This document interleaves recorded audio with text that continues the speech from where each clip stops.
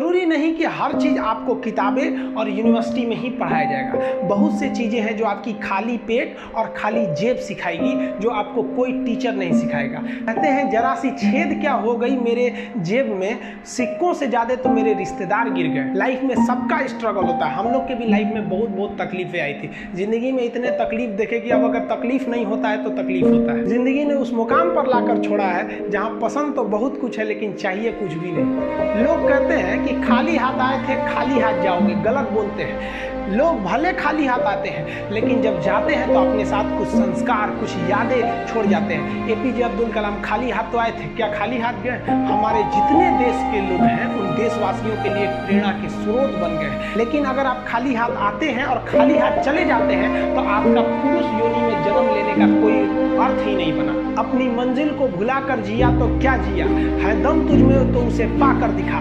लिख दे खून से अपनी कामयाबी की कहानी और बोल उस किस्मत को कि है दम तो मिटा के दिखा।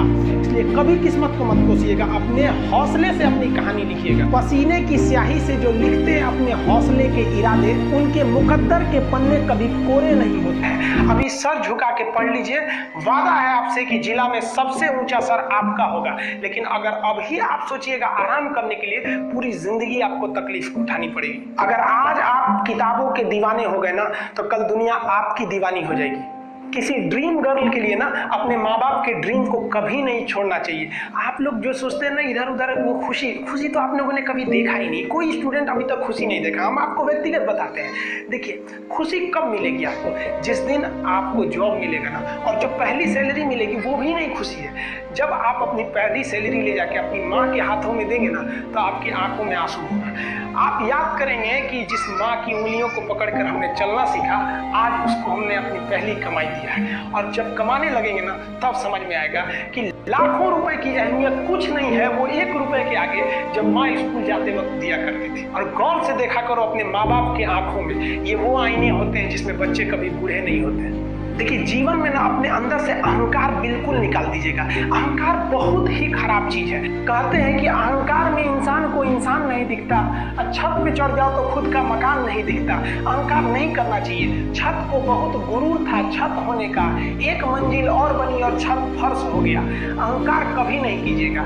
तूफान ज्यादा होती है तब कश्ती डूब जाती है, और घमंड ज्यादा हो जाती है तो हस्ती डूब जाती है। जिस दिन आपको घमंड होने लगे ना अपने आप के ऊपर कि हम बहुत बड़े हो गए हैं, हम बहुत पढ़ लिए हैं, हम बहुत सक्सेसफुल मैन हो गए, हम बहुत बड़े बिजनेसमैन, हम बहुत, मतलब जिस दिन आपको घमंड हो गया ना उस दिन आप शमशान घाट में जाके देखिएगा, आपसे नायाब लोग, आपसे अच्छे लोग वहां खाक बन गए।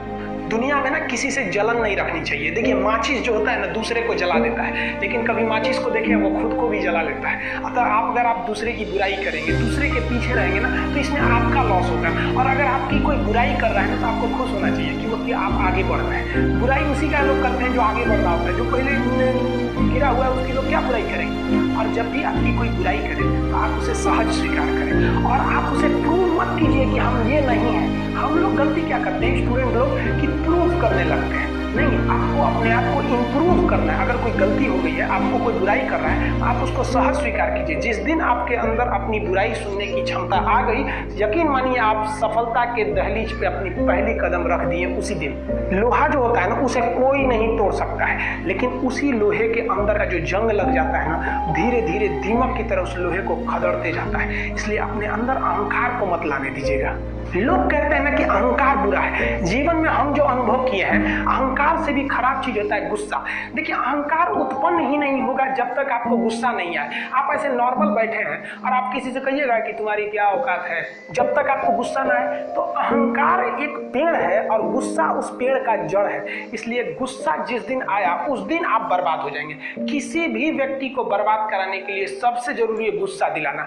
आपको पता है लोहार जो होता है, लोहार वो जानता है कि लोहे को हम ऐसे नहीं मोड़ सकते हैं, बहुत ही शक्तिशाली है। इसलिए लोहार ना इस लोहे को ना आग में डाल के इसे गुस्सा दिलाता है। जब ये गुस्से से लाल हो जाता है ना तो जहां गुस्सा आया आप अपनी ताकत खो देते हैं, और ये लोहा अपनी ताकत खो देता है और एक मामूली हथौड़े के चोट से लोहा मुड़ जाता है। तो जिस दिन आपको गुस्सा आ गया, समझ जाइए कि आप अपनी ताकत खो रहे हैं। जब हम जन्म लेते हैं तो जन्म से ही हमारी जीभ रहती है और मरने तक हमारे साथ जीभ रहती है, क्योंकि वो बहुत ही नरम रहती है, उसे गुस्सा वो बहुत हार्ड नहीं होती है। लेकिन जन्म लेने के बाद दांत आता है और दांत काफी कड़ा होता है और मरने से पहले ही दांत चला जाता है। यानी अगर आप नरम रहेंगे तो काफी लंबे समय तक रहेंगे, और जहाँ हार्ड होंगे आप वहीं आपका पतन चालू हो जाएगा। इंसान 3 साल में बोलना सीख जाता है, लेकिन उसे क्या बोलना है ये